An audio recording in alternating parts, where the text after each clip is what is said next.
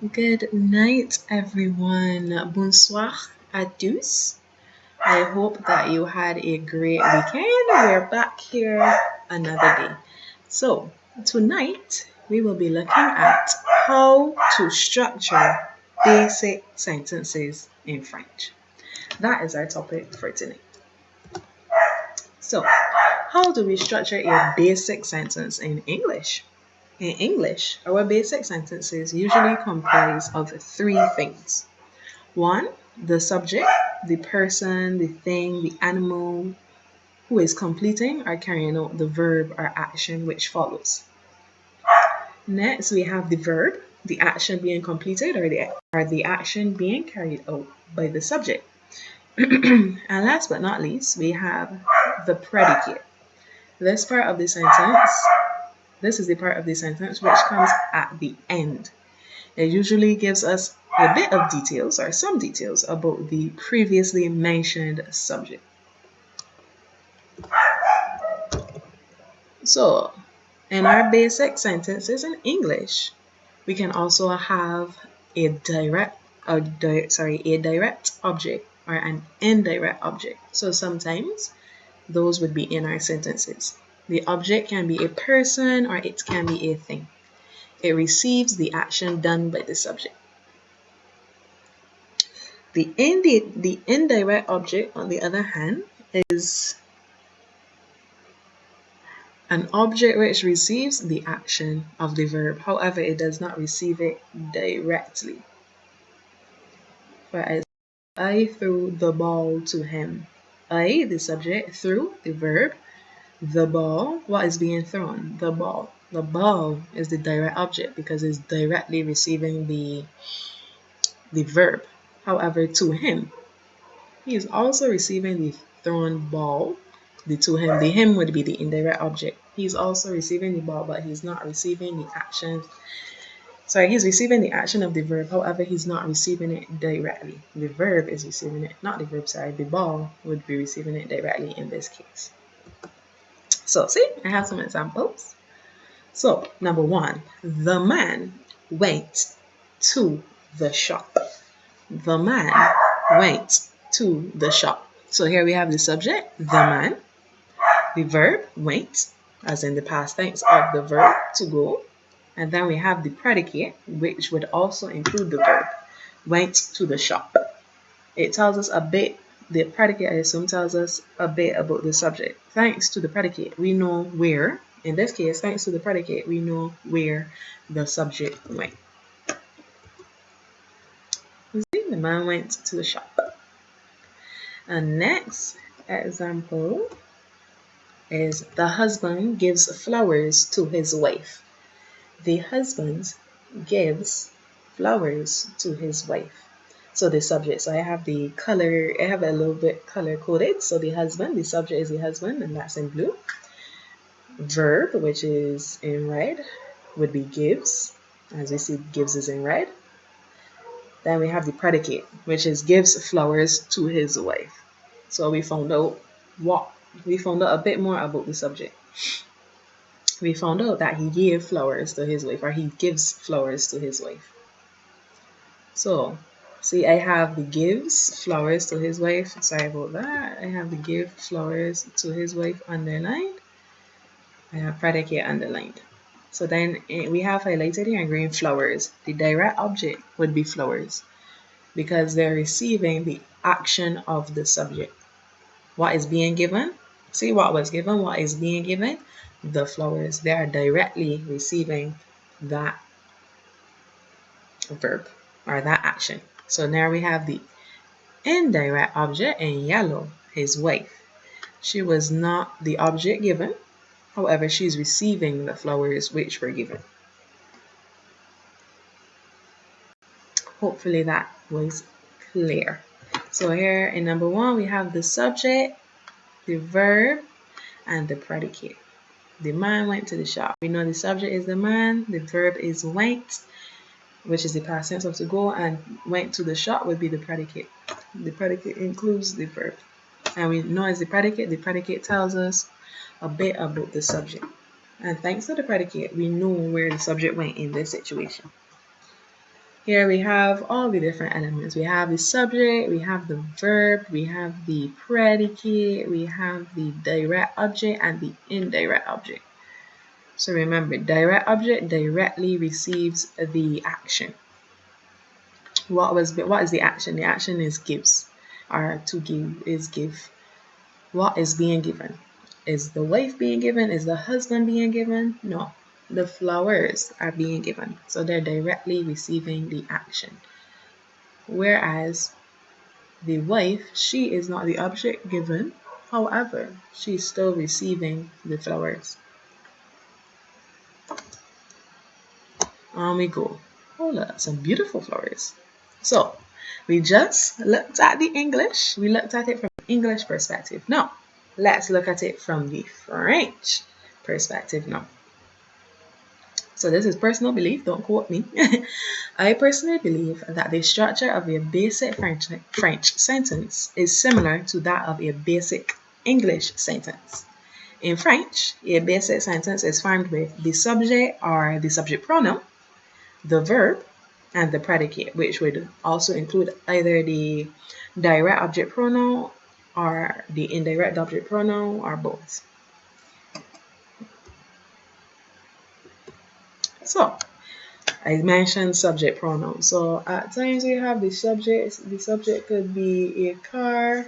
It could be the man, the boy, Sister Mary.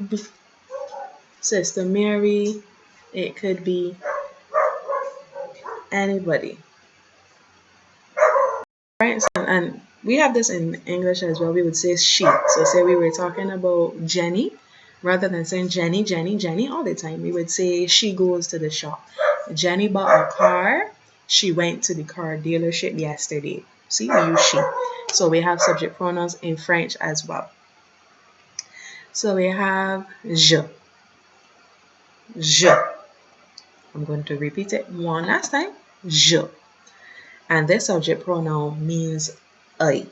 So if I want to say I go to the beach, I would start the sentence with je, because je means I in French. Then we have tu, which is you informal. Informal meaning that you would use this with people you have a close relationship with. So say your cousin, well, I would say a close cousin. Your close cousin, your brother, your mother, you would say tu. It's an informal, tu is you, informal. Tu means you, informal. Tu is the informal version of you, I should say. Yes. So then we have il, I-L. It may look like two I's, but it's I-L. Il, L, E-L-L-E, on. He, she, one. So il is he, elle is she, and on is one. One goes to the market, one buys fish and chips whenever they go to the fish and chips, the fish and chips shop. Yes. Next we have nous. Nous means we. So you, your mother, your brother, and a close friend, including yourself, it means you, that group. It means that group, we. So nous means we. Nous. Not nous, because yes, we see the S and we may think it is nous. No, it's nous. Next we have vous. So earlier I mentioned that tu is the informal version of you. So now we have vous, which is the formal version of you. You would use vous when speaking to someone in higher authority or with a stranger, anyone like that who you do not have a close enough relationship with. Vous can also mean you all. So say you were talking with your group of friends. It was you and then 10 other friends. And you would, if you wanted to address them all, you would say vous, you all. Next we have il, elle, they. Il, elle, they. Il, elle. So We use ILS, when we're speaking about a group of males. It can also be that we are speaking about a group of people how to say it? I'm sorry. We're talking about a group of people, and the people within the group have different genders. So, for example, say I wanted to talk about a group, two men and one girl, I would use ILS. Why? Because of the men. If I was talking about a group, five women and one man, I would still use il. Despite there being five women to one man, I would still use il. You would use il as long as there's a man among the group. On the other hand, we use elle when talking about a group of females. So as long as it's just a group of females, no males, just a group of females, we use elle. And those were the subject pronouns. Je, meaning I, tu, which is you, informal, il, he, elle, she, on, one, vous, you formal, or you all, as in referring to a group, il, elle, meaning they. So in terms of the verbs, in terms of verbs, we have regular ER, IR, and RE verbs, and I gave you an example of each. So we have parler, it is not parler, parler, to speak, finir, to finish, vendre, to sell. I'm going to repeat those again. So here are some examples of regular ER, IR, and RE verbs. Parler, to speak. Remember, not parler, parler. Like PARLAY, parler, to speak. Finir, to finish. Vendre, to sell. And we also have some irregular verbs. These are definitely not all, but I decided to go with 3. So here we have avoir, to have, aller, to go, faire, to do or to make. I'll repeat those again. Avoir, voir, to have, aller, to go. And see, we have the ER here. It's not aller, it's aller. To go, and faire, to do or to make. And we know that the verbs can be conjugated into different tenses depending on the sentence. So we have the present tense. Here are some tenses. The present tense that we use, past tense, which could be either passé composé or l'imparfait. L'imparfait, je regrette. L'imparfait. Then we also have the future tense and the conditional tense. So here we are going to be basically looking at comparing sentences, basic sentences in both English and French. So I'm going to start on the left hand side with anglais, which is English and French. So anglais, my daughter, or she, the subject pronoun she, my daughter is swimming in the ocean. She is swimming in the ocean. So what is the subject? If you said my daughter or she, you were correct. My daughter, she, is the subject. What is the verb? Is swimming. Is swimming. Yep, that is the verb. And what is the predicate? If you said is swimming in the ocean, you are absolutely correct. Is swimming in the ocean is the predicate. So here we have the sentence. My daughter, she is swimming in the ocean. Subject, my daughter, she, verb, is swimming, predicate, is swimming in the ocean. So here we have the French. Le français. Ma fille, elle, nage dans la mer. Ma fille, elle, or elle, I should say, or elle, nage dans la mer. Ma fille nage dans la mer. Elle nage dans la mer. Quel est le sujet? Quel est le sujet? Ma fille, elle. So if you guessed that, you were absolutely correct. If not, you got the next one. Don't worry about it. So, le sujet. Ma fille, O, elle. Le verbe nage. What does this come from? Nage. It comes from nager, Nager, which means to swim. So, verb nage. What is the predicate? Le prédicat. Nage dans la mer. Nage dans la mer. That is le prédicat.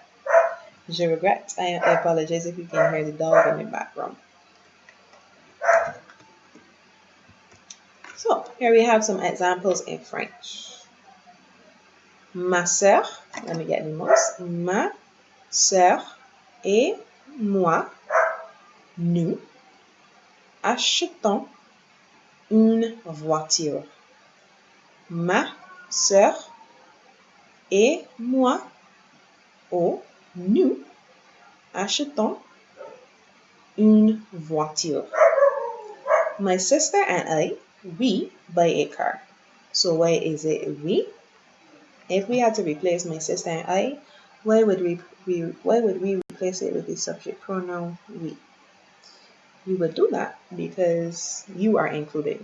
So that would be we. If it was my sister and my father, then it would be they. You are not included. So then it would be they.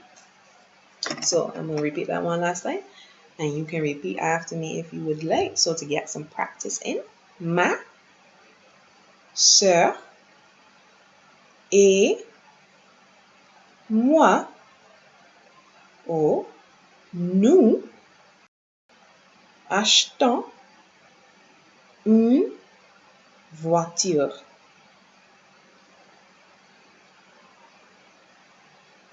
Ma sœur et moi, nous, nous achetons une voiture. Now, if it was with nous, it would be nous achetons, nous achetons une voiture. Nous, so because of the S and the A, it would be a liaison. So nous achetons une voiture. Nous achetons une voiture. My sister and I, we buy a car. So here we have the regular verb, acheton. This is not an irregular verb, it's regular. And it's an ER verb. It comes from the verb acheter, which means to buy. So, you have my sister and I, the subject. My sister and I, we buy the verb a car. Predicate, buy a car. Next, we have le professeur corrige les examens le vendredi. Le professeur corrige les examens le vendredi. So, because of the S and the E, the S be coming before a vowel, we have the liaison. So, les examens, les examens. Le professeur corrige les examens le vendredi. Or, you can also say il, because le professeur, il corrige les examens le vendredi. The teacher, or he, corrects the test on Fridays. Le vendredi, not the Friday.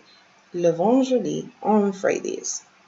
So here we have the subject, le professeur, or il, the verb corrige, which is also a regular verb, a regular ER verb. It comes from corriger, to correct. Les examens le vendredi. So the predicate would be corrige les examens le vendredi. The teacher, he corrects the test on Fridays. Last but not least, we have d'où vont les vêtements. D'où vont les vêtements. D'où vont les vêtements. You, informal, sell clothing. D'où vont les vêtements. Repeat that a bit slow just in case you want to practice. D'où vont les vêtements. Tu vends les vêtements. You, informal, sell clothing. So we have the subject. What is the subject? Bing bong, bing bong. If you said to, you were absolutely correct. So to is the subject. We have vont, which is the verb. It comes from the verb vendre, which means to sell. Then we have les vêtements, which closes off the sentence. So tout vend les vêtements. So we also have the predicate, which is vend les vêtements. And we also see the direct objects, as I mentioned before, in the sentences. What was bought? What received the direct action? What received the action directly? Sorry. What was bought? A car. So that's our direct object. What is corrected? The test. Sorry, I have test. Here is test plural. So we have les examens, the tests. That is the direct object. And then we have les vêtements, also the direct object. What is being sold? The clothing. Here are some other examples, but here I used 3 different tenses. So we have ma mère a parlé mon professeur. Ma mère a parlé à mon professeur. Ou elle a parlé à mon professeur. I tried to put the subject pronouns next to the nouns. Next to the subjects, sorry. So here we have my mother spoke to or with my teacher. What is the noun? Sorry, what is the subject? Ma mère ou elle. Oui. Très bon, très bien. À parler is the verb. And then we have à mon professeur, which finishes off the sentence. So here we have à parler. This is the passé composé of the verb parler. This is the past tense of the verb parler. It's the passé composé form of the verb parler. And in this sentence, we also have the indirect object. Mon professeur. He or she is the indirect object. Also, what is being spoken? The teacher is not being spoken. The teacher is being spoken to, but they're not being spoken. Words are being spoken. So the words, the implied words, I would say, are the direct, is the direct object, and mon professeur would be the indirect object. So my mother spoke to or with my teacher. Then we have vous. Remember, that is the formal version of you. Courait 20 000 un jour sur 2. Vous, which is formal, courait 20 000 un jour sur 2. You all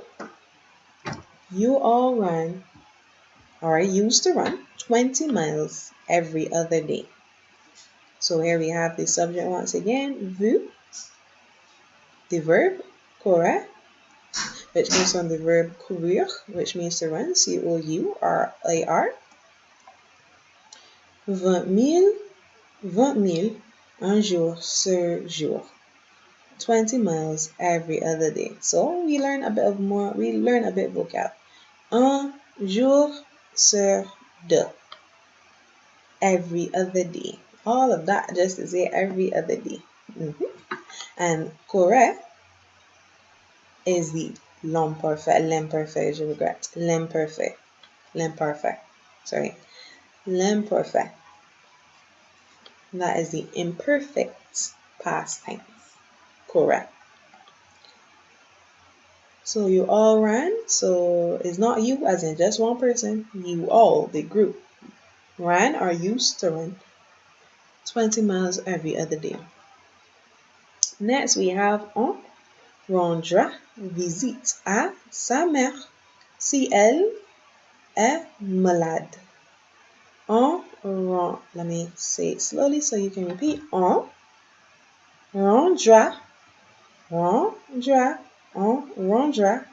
visite à sa mère si elle est malade.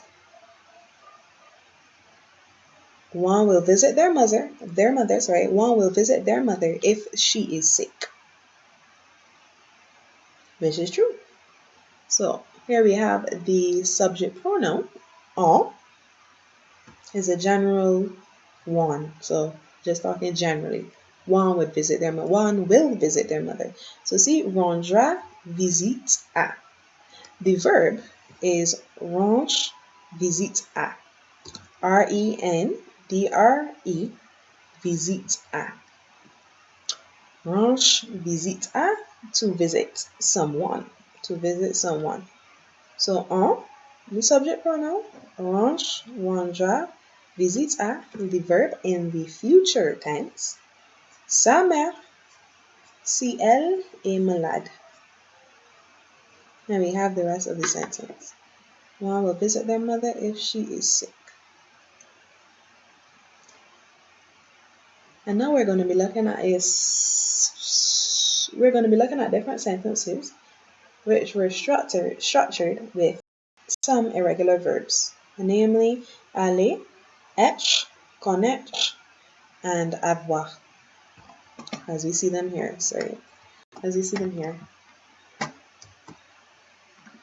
Être, which means to be, for those who didn't know, être, to be. Je suis une femme très belle. Je suis une femme très belle. Remember the liaison because of the S and the U, the S coming before the vowel. So, je suis une femme, not femme, très belle. Je suis une femme très belle. I am a very beautiful woman. So there we have the sentence, the verb, the predicate.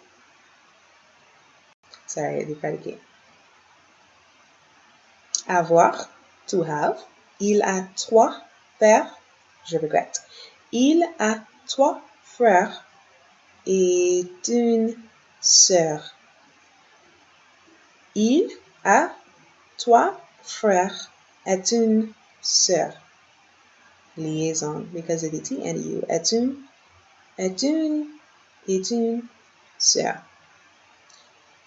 Il a 3 frères et une sœur. He has 3 brothers and 1 sister. So you have il, subject pronoun, a, the conjugation of avoir, plus the rest of the sentence. Then we have connaître, to know, or one way to say to know. Nous connaissons l'école qui s'appelle Combermere. We know the school called or named Combermere. Or in simpler terms, we know the Combermere school. So nous, subject pronoun. Nous connaissons, to know, the conjugation of the verb connaître. L'école qui s'appelle Combermere. The predicate, the rest of the sentence. And last but not least, we have aller, which means to go. It's usually followed by a if you're referring to a place. So, la directrice va à son bureau. The principal goes or is going to her office. La directrice va à son bureau. The principal goes or is going to her office. So we see we have la directrice, which is the subject. We have va, which is the verb, the conjugation of aller. Oui, yes, va, aller. A, as I mentioned before, aller is usually followed by a if you're referring to a place. And son bureau, her office. So here are some do not, or here's something to know, I should say, that you should not do. So in Spanish, the subject or the subject pronoun is regularly after. Depending on the sentence, it is after. However, this is not the same for French. It is not done in French. The subject, slash subject pronoun is always used. So you can't start a sentence without the subject pronoun unless given maybe a command or anything of the sort. But when you're starting a normal sentence, you always use your subject or your subject pronoun. Even if they were mentioned in the previous statement, you still use your subject and subject pronoun. So here we have adjective and adverb placement, because sometimes in sentences we do have adjectives and adverbs. So in a basic sentence, an adjective or adverb may be used. Below, I have shown where they are usually but not always placed. So in terms of adjectives, adjectives can come either before or after the noun they're describing. You personally would have to learn where each one is placed when using them. So I have two examples here. La maison bleue. La maison bleue. The blue house. And here we see, where's the adjective? The adjective comes after the noun. I have le petit parapluie. Le petit parapluie. The small umbrella. So you see, here we have an adjective. However, it is before and not after. So it does change. You personally have to learn for yourselves. That's something that we learn when learning a language. We just learn when to use it before, when it comes after, if it always comes before, if it always comes after, things like that. We learn those as we learn a language. So next we have adverbs. Adverbs usually come after the verb. So le garçon court rapidement. Le garçon court rapidement. What's the adverb? Rapidement. What's the verb? Court. Where is the adverb? After. Après du verbe. It's after the verb. The boy runs quickly. And here is something to note.